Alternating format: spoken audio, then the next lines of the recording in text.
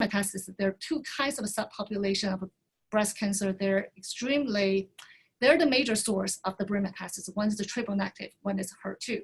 So I want to emphasize brain metastasis started being a little bit problematic in clinic is because the brain metastasis developed a very late stage of the disease. So in that case, so patients survive primary tumor, survive the metastasis outside the brain, they survive longer. And then there are more and more cases showing they have a metastasis in the brain. There's several reasons. One is by the nature of the disease, the brain metastasis happen at a later stage. Another reason is because classic therapy, like chemotherapy or target therapy, they were designed initially when we were being tested, everybody focused on primary tumor and maybe lung mets or bone mets. And then we didn't realize a lot of really successful therapy that can control the primary tumor and the disease outside the brain, they don't work in the brain at all. So that's why when the patient survive longer and also the therapy doesn't work in the brain and the brain metastasis become really problematic in clinic. So over the past 10 years, we talked to clinicians, they definitely noticed there are definitely more cases of a brain metastasis in breast cancer, in lung cancer, and in melanoma. That's not something very specific for breast. That's breast cancer that happens in all kinds of different cancers. So again, we see more and more cases in brain metastasis, especially in the past 10 years. So of course, when we talk about metastasis disease, that's when you talk to the clinical doctors, they always say, oh, that's a late stage disease. And then you probably, when you remove the primary tumor, you have metastasis.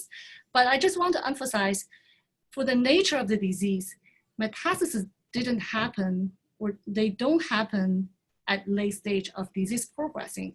So what I mean is, like, when you have a very, very small brain lesion, and sometimes even before you can feel it, and it's a very tiny nodule in your breast, this cancer cell starting being spread out in the circulation. And then when you have, obviously when you have a primary tumor that can be detected, and then around that time, they already have like all the cells spread out in different organs. And at that, when you see the clinical doctor, of course, if it's possible, the first choice of the therapy is remove the primary tumor. We call that surgery, right? And then I'm sure everybody's familiar with that. And then some of them going through the neotherapy, some of them going to the, after that, you go into the chemotherapy. And then after you remove this primary tumor, but the primary tumor is gone, but all this like spread it out, the cancer cell, they still exist. So a lot of time they don't form metastasis immediately, and then so we call that latent time. So they are being there, they either have the single cell form or the clustered form, or we call that micrometastasis, that means very, very tiny. And then clinically, you won't see anything. But the problem is, after months, sometimes even after years, after decades, and then they started growing and they become this like a big metastasis. That will be the one that really is bad news for patients, because you cannot just remove how you remove the primary tumor, because that's its breast, it's easy to remove. When they go to the brain, go to the lung, you cannot just simply remove it, because those are the very important organs in your body. You cannot just simply remove your lung or the brain.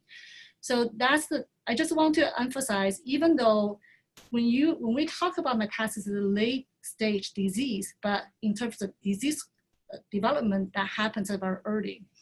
So as a basic researcher, we really want to understand the step of metastasis, because when we see patients and then when they have a metastasis that's already very late stage, we want to understand how that happens. And then we kind of artificially separate the metastasis into different steps like this. It's a complicated slide, but the concept is very straightforward. When you have a primary tumor, if you just very localized class of tumor cells, it's not a problem, because we can just remove it by surgery. The problem is that the cancer cells, they're very invasive. They started spreading out, and then they can even spreading out into your circulation. That means into your blood. And then the blood, the vessels, we can think about this as like a highway. They can transport all the cells throughout your body, throughout the different organs. We call that distal organs. And then at the distal organs, the cancer cells in the circulation, if they can survive, they get out of the blood vessels and they get into the distal organ. And then at the very beginning, if we're talking about the little micrometastasis or just the really dormant cells, it's not the problem in clinic. The problem is when they started growing, we call that colonization, and then that's causing the disease. So you can see the earlier steps, all the steps from the earlier on. So that's something that's very important for us to do prediction, whether this patient will have metastasis or prevention. Can we stop at any single steps? If you stop at any single steps, you probably can stop metastasis. What I'm focusing on is the last step. That's the step really causing the metastasis problem in clinic. So that's really exactly how tumor cells grow and form the metastasis in the distal organ. That's something I'm really interested in, especially in the brain. So the angle we're taking, of course, there's a lot of study working on cancer cells. The obvious question is like, how does cancer cell, what kind of cancer cell go there? How do they go there? And then how do they survive? So I want to bring out this idea. It's a famous hypothesis proposed over 100 years ago. So they call it seed and soil hypothesis.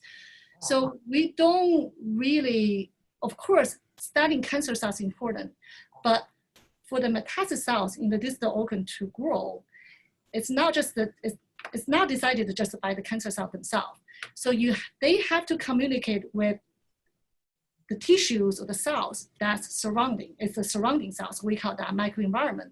So this is literally, it's very straightforward. You have the seed, it's a cancer cell, but you also need all the soils surrounding to provide them nutrition to support their growth and eventually they grow. So, and then here you can see, this is from our animal model. You can see this cancer cell, they are there, they started growing, they form this, in this kind of level is a micrometastasis. But you also see all these red cells, those are the brain cells. The reason those brain cells is only light up around here, around this ring, because they are modified by the cancer cells. That's why they got activated. It's starting showing some markers so we can see they're turning into red.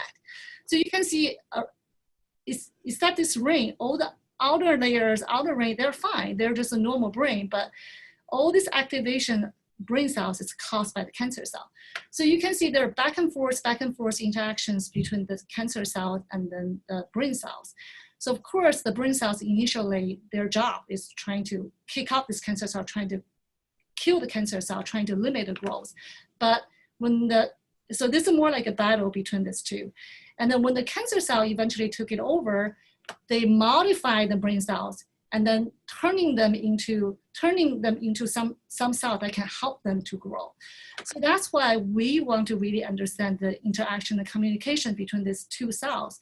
Our hope is that if we can cut out this interaction, that will be the new therapeutic angle. Because like we talk about cancer cells, it's not one type of cells. They are, even though they're all called cancer cells, and then even from the same patients, they vary a lot. So the problem with the cancer therapy is if you kill 90% of the cancer cell, that's majority of cancer cell, but there's 10% of cancer cells still left there because they're a little bit different from the major population. If that 10% of cells being left, they continue growing, we still cannot cure them. So our idea is like, instead of focusing on this really, really complicated population of cancer cell, we want to understand the communications between the cancer cells and the brain cells and then cut out the supply. So in that case, hopefully we can just pretty much get rid of all the cancer cells. That's our idea. So that's a little bit different angle we're trying to take. So we focus on the interactions between the cancer cell and the microenvironment cells or the soil cells in the brain.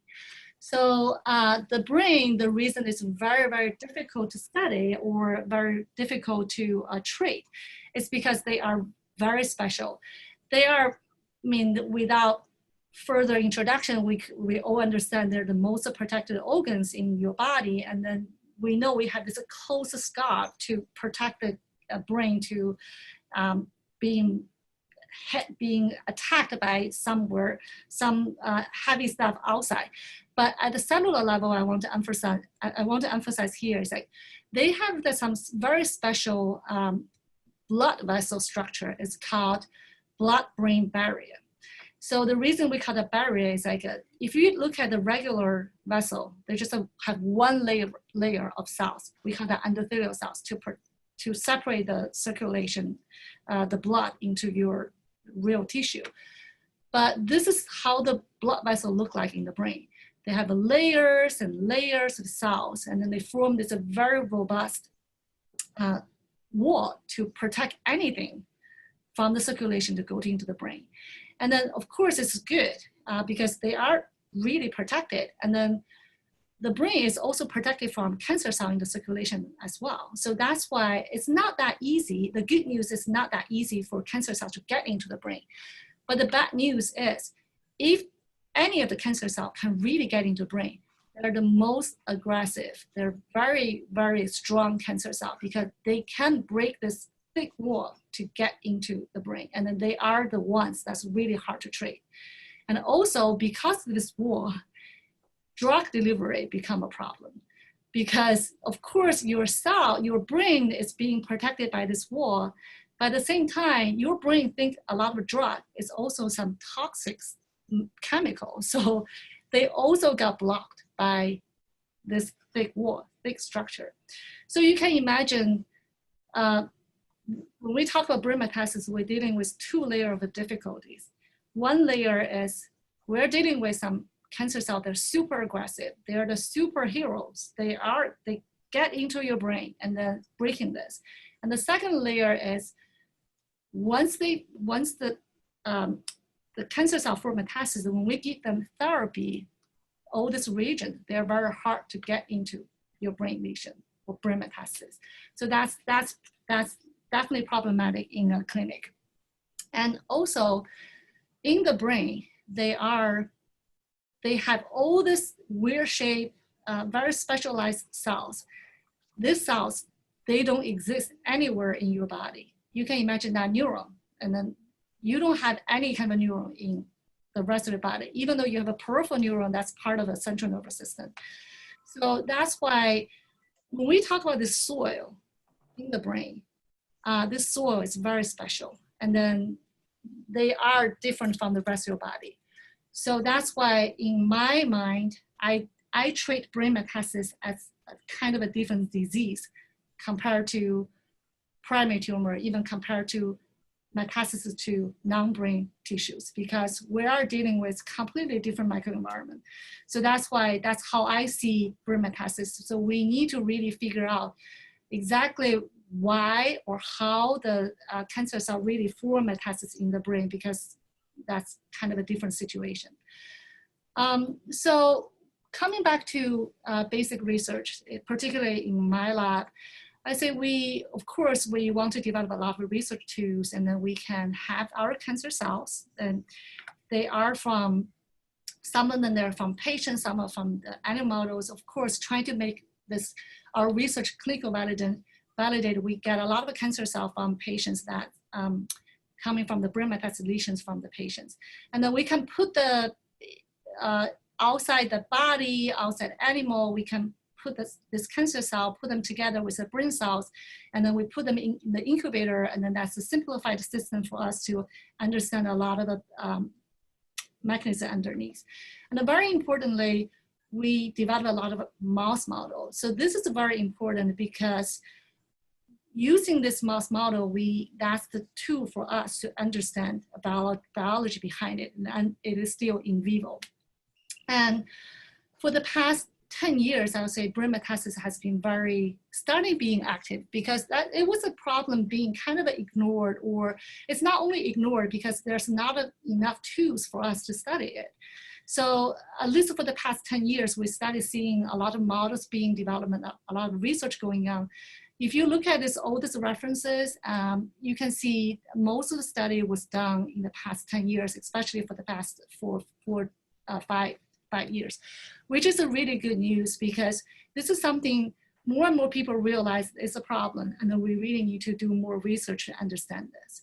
And then why animal model is very important, because that just give us the opportunity to study how this metastasis happens in the brain.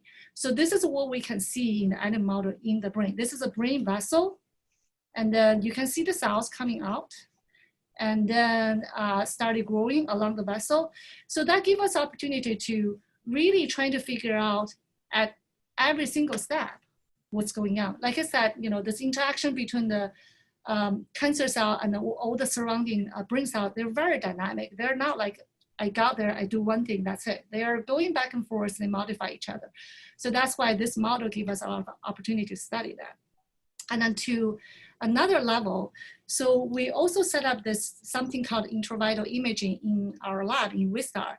So what we did is we created a little glass window on the head of the mouse. And then from this glass window, we can look through and then to see, literally just observe what happened in the brain. So this is what we can see under kind of a bigger view under the microscope. This is you can see the blood vessels under the glass window, and then we use some special like a dye to show the vascular structure under the microscope. And then when we zoom in, this is a white box. So we can literally, based on the vascular structure, we can go to the exactly same region over time. So in that case, we check the behavior of cells from the same region over time. So that just gives us opportunity to see the dynamic changes in the brain, and then trying to figure out if we want to target one particularly pathway or molecule, when will be the best time to do that? That gives us the opportunity to answer that kind of question. So having these animal models, all these tools, for us, just make it available for us to understand this complicated molecular mechanism. So like I said, it's more than this. Of course, I'm just randomly putting this. As a basic researcher, I'm interested in what's going on, how A connected to B, how different pathways interact with each other. And then this is, of course, it's really important for us to know as a basic researcher, but the final goal is to, once we understand all this, it's all good, it's interesting, but the goal is trying to figure out whether we can block certain pathways as a potential, use that as a potential therapy or potential target for to design the new therapy. So I'm just going to show you very briefly, those are the two papers. One was done when I was a postdoc in Sloan Kettering, one is done in my lab in Wistar. So you can see there's a complicated interactions between cancer cells and then the one type of a brain cells called astrocytes. So they're astrocytes and cancer cells, they interact with each other, and then through all kind of different mechanisms. And then, like I said, understand this is important, but the key is, can we find a potential target? So of course, we want to find the key components of this complicated networks. And then one is like trying to break out the communications between the two cells. One is like trying to target some molecules inside the cancer cells. And then once we get this, and then we go back to our animal model. And then at the very beginning, we use this animal model to understand the biology behind it. And this animal model is also very, very important for us to test this therapy. We call that preclinical study. We want to try, we identify some target, we find out some potential therapy. Can we use this therapy to treat? So before we just do anything, we just use this drug to treat our mice to see what will happen. So this is exactly what happened. I'm not going to go through in detail. So you can see visually, oh, there's like a hotspot, those like a brain mets that we can detect. By using this like inhibitors, and then we can dramatically decrease the growth of brain metastasis. This is another model, and then you can see the quantification. And then so keep in mind, those are very, very aggressive like a mouse model. So when we do that, and then we're seeing this kind of a promising result. We think good. Those are, they can be, whatever the molecules we identified can be used as a therapy. And then we go back to the patients. So again, this therapy we identify will be particularly specific for treating brain metastasis because that's coming from the brain metastasis study. Like I said, right now there's no potential very effective therapies for brain metastasis. And then the whole idea is like we figure out the new mechanism and then use this mechanism that's specific for the brain metastasis and then design a new therapy that particularly treat brain metastasis. So one of the examples is like, because this was done in back then when I was a postdoc in Sloan Kettering, and there's a clinical trial going on in Sloan Kettering, and then they're recruiting patients, trying to treat the patients with this drug. So we're talking about, we identify the problem from the clinic, we use the clinical material to develop a research tool, and use the research tool in the lab, and then we figure out the new molecular mechanism, and then we get the new potential therapy. Make sure that works in our, we call those mouse patients, and then we move back to the patient. So we want to go through this circle to make sure we get something very important or hopefully it will be very efficient to treat brain metastasis. So the last thing I want to say is like of course, there are more and more attention was paid to brain metastasis, especially in clinical trial. But you can see there's out of all the clinical trials focusing on the breast cancer, there's probably around 1% they're recruiting patients where they are kind of a particular design for the brain metastasis. We really, hopefully with the more active research going on brain metastasis, we can increase this number, and then to, the whole point is that we want to make sure everybody understand the brain metastasis is a problem, and we want to design more trials to treat brain metastasis, or from the existing clinical trial, we want to include brain metastasis as one of the aims or one of the targets. So with that, I just want to acknowledge, of course, the people in the lab, and then all the collaborators in Wistar, and then we also, as a basic researcher, we closely collaborate with the clinicians, clinical doctors, and then trying to make sure what we're doing is clinical relevant, and eventually, hopefully, whatever we find, we can go back to clinic. So that's why the collaborations between basic researchers and the clinical researchers is very important. And then, of course, I want to thank Mara and Jamel for their help. I want to emphasize here, as a basic researcher, we got stuck in the lab, and we're not like the clinicians that talking or facing with patients all the time. And then sometimes we're so focused on what we're doing, and then it's very important for us to talk to patient advocate, talk to clinician to realize what is really important in clinic, and then just let us trying to use that information and then to somehow direct our basic research, because our goal is eventually to help patients. So, and also though this funding resources, especially Komen, I want to say the Komen has been very, very helpful, especially to the new investigator. It's a CCR funding mechanism, because when we first started lab, and then we don't have enough data or material to apply federal fundings, and for instance, NCI. And then Komen is the one being very open some really brave or broad ideas or risky ideas. When we show very limited, very kind of a limited preliminary data, they say, we see the potential, then we will support you. That's what Komen do. So that's why it's very important to have Komen to support this research. So with that, I just want to thank everybody, and then I'll take questions. Well, thank you, Qing. That was terrific. I know I've got a couple of questions, and I encourage everyone out there to type in their questions into the chat box, and we'll try to get those answered.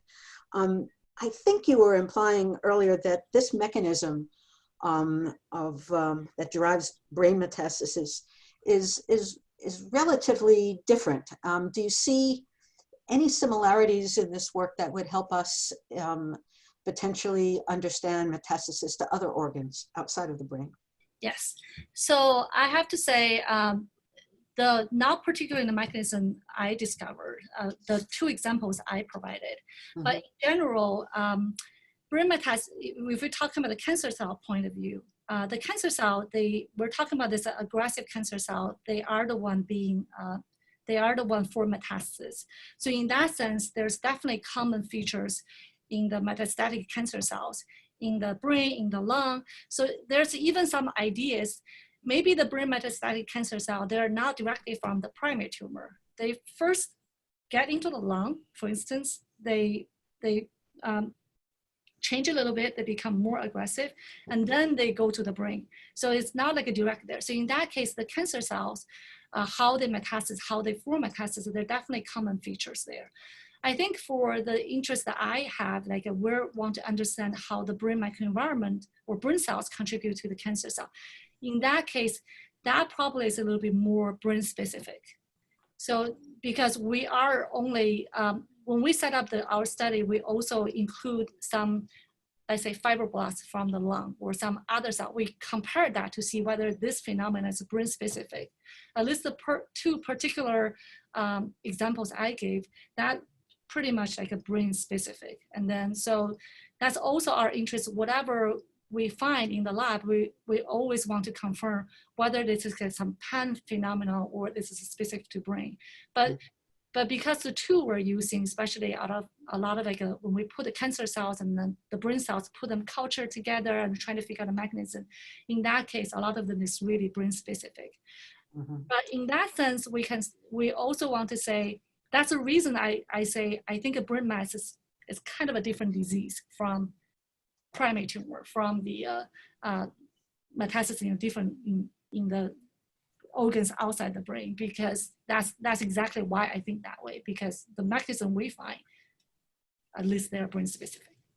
Yeah, one question that's come up is, you talked about cancer cells being in a dormant phase and then perhaps after months or years or decades begins to divide and colonize. Do we have a sense of, from the research about what causes a cell that has been lying dormant and behaving itself and then suddenly decide to start growing again?